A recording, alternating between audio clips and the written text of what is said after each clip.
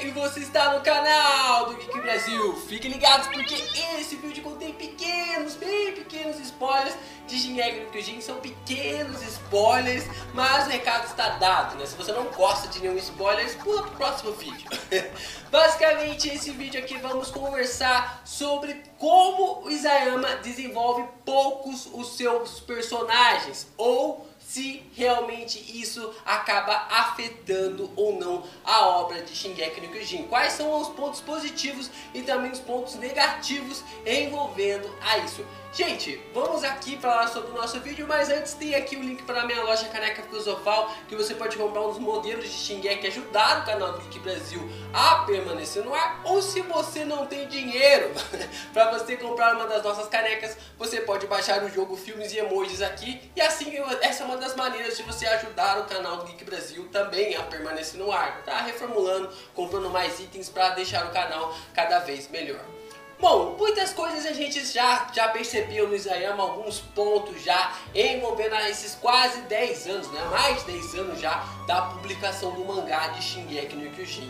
Um dos primeiros pontos que vi muita gente criticando e que graças a Deus o Isayama andou melhorando, definitivamente eu acho que nos últimos 10 capítulos isso está muito nítido, porque até o capítulo ali 106, 105 ainda estava dificultando bastante para saber qual personagem é qual, mediante as lutas e as batalhas que vão surgindo por causa dos traços do bendito do Isayama, que a gente às vezes não entende o que está passando ali na cabeça do próprio autor e que ele acaba às vezes parecendo com que a própria história seja o Armin ou que o próprio Eren seja igual a o Levi, ou até mesmo dito com a história aparecendo o Eren, alguns traços bem estranhos que o próprio autor já estava realmente passando pra gente nos últimos, podemos dizer assim, os últimos capítulos, que tem melhorado bastante devido à última batalha que a gente tem acompanhado ali em Shiganshina. Mas basicamente o que tem afetado muitos leitores é que o próprio Isayama não tem realmente evoluído seus personagens,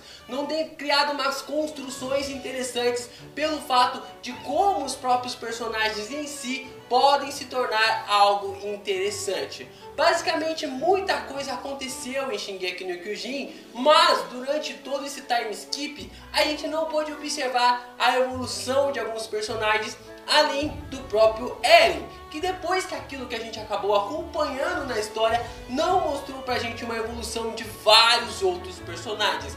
A gente acabou ficando ali à mercê dessas evoluções desses personagens e a gente acabou ficando observando apenas aquilo que estava subentendido durante a trama. A gente não viu evoluções de personagens que a gente estava acompanhando desde o começo da história, como o próprio Jan, como o próprio Connie. A Sasha tem um desenvolvimento, mas que não agradou tantas pessoas. A própria Mikasa e o próprio Armin não tiveram tantos avanços assim, mas o próprio Isayama acabou dando um foco muito grande para os guerreiros ali depois do time skip e acabou criando-se muitos personagens para poder se desenvolver. Quando a gente começa a tomar uma noção sobre como o Isayama acabou criando vários desses personagens para essa evolução da história, a gente começa a observar que os personagens específicos de Shingeki no Kyojin não são os alvos da história. Eles são, não da história rainha, mas sim do mangá. Eles estão ali para apenas com que o mundo de Shingeki evolua. E quem acabou fazendo isso na sua história muito bem feito é o próprio Tolkien em Senhor dos Anéis. Sim, gente, calma. Eu não estou dizendo que o Isayama está no nível do Tolkien, mas o que eu estou falando para vocês é que o próprio Tolkien acabou mostrando pra gente que dá para desenvolver uma história sem desenvolver os personagens, colocando assim a própria Terra-média como a trama principal, como o próprio personagem principal. O mundo de Shingeki no Kyojin, vendo por esse lado, seria o personagem principal dessa história toda.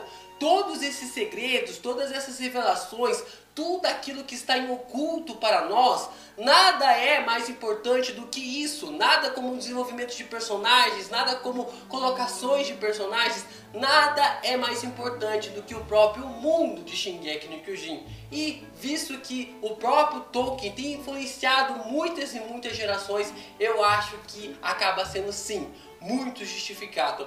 Eu gostaria muito de ter mais evoluções de personagens, de ter vários pontos específicos, mas ou o Isayama desenvolve o mundo em si de Shingeki no Kyojin, ou ele desenvolve os personagens. Não dá pra entregar uma história totalmente perfeita. Ah, Silas, mas você pode falar assim, ah, mas o Martin acaba entregando. Cara, eu até mesmo duvido do que o Martin pode entregar pra gente, já que ele já está há mais de 10 anos e não consegue publicar nem o 6º e nem o 7º livro pra gente concluir essas crônicas de Gelo e Fogo. E o fato é que por mais que o Tolkien seja uma pessoa que não consiga desenvolver os seus personagens tão bem quanto o Martin foi, e isso também que o próprio George R. R. Martin é alguém que influencia o Isayama na sua trama em si, a gente acaba observando que o próprio Tolkien tem sim uma história por trás de Shingeki no Kyojin, na qual o próprio Isayama está desenvolvendo ali o seu mundo naquilo que é a Terra-média.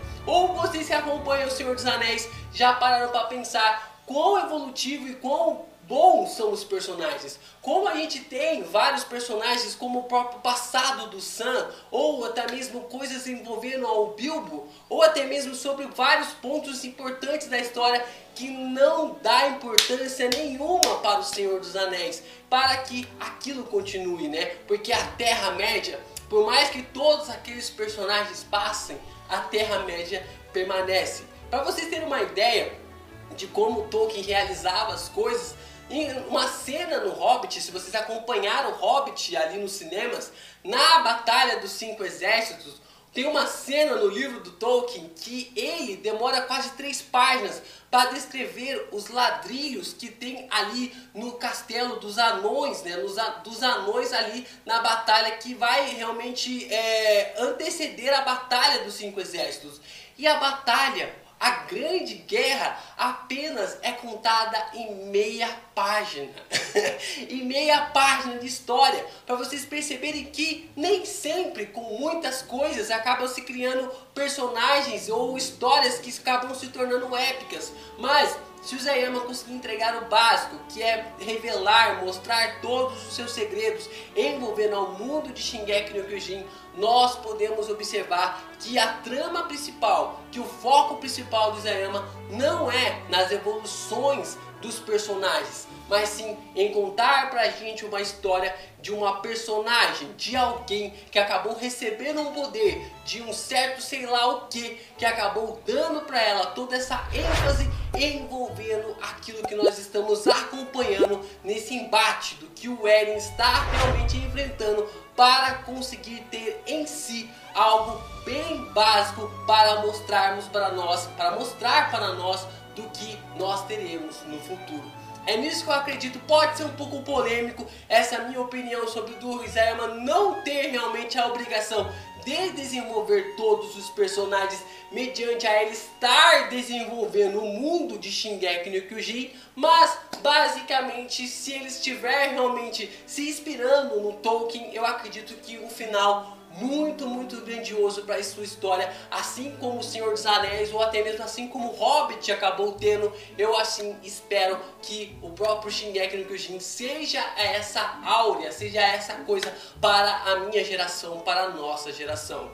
Bom pessoal, espero que vocês tenham gostado desse vídeo. Deixem aí nos comentários se você realmente odeia essa maneira como o Isayama está desenvolvendo a sua história, se você gostaria que ele realmente evoluísse os seus personagens. Eu vi muita gente criticando esse modo de narrar da história do próprio Isayama, de que ele devia dar muito foco para os personagens. Se você realmente é dessa opinião, deixe aí nos comentários para a gente discutir, conversar, falarmos um pouco mais sobre essa relação envolvendo essa construção dos mundos sem desenvolver muito, né? Porque o Isayama realmente não dá para dizer que ele não desenvolve os seus personagens, mas colocando uma ênfase muito maior no mundo, na história em si, assim como Tolkien fazia em Senhor dos Anéis ou até mesmo em Hobbit. Isso é tudo, pessoal! Vai!